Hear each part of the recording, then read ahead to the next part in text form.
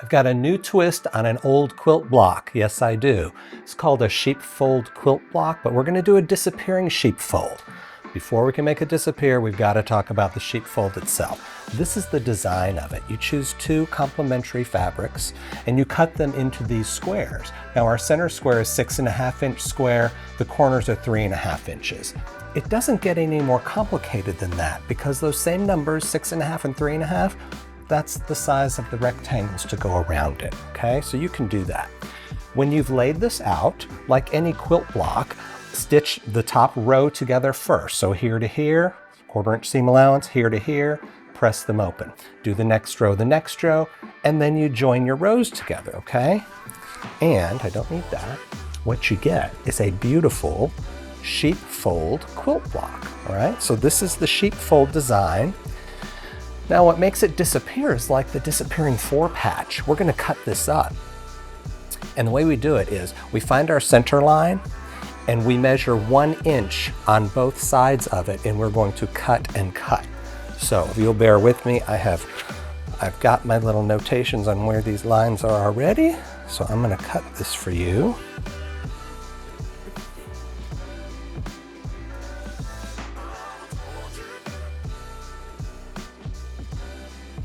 And you do this carefully because I'm on a rotating cutting mat, which is perfect for this project because watch.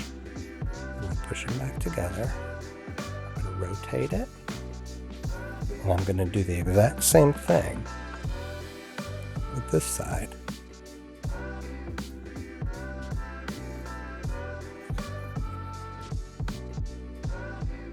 And one more cut.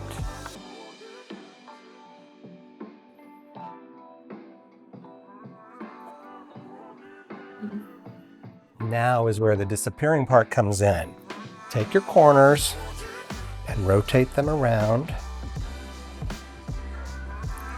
All 4 corners. And this, my friends, is the disappearing sheepfold. Okay, I've got a finished product for you here, right here. We don't need that. This is it. It's a beauty, isn't it? You can put a bunch of these together and make a beautiful quilt. I found no videos on this. I found no Google search results on a disappearing sheepfold. So this is new to me. I hope it's new to you, and I hope you give it a try. Happy sewing.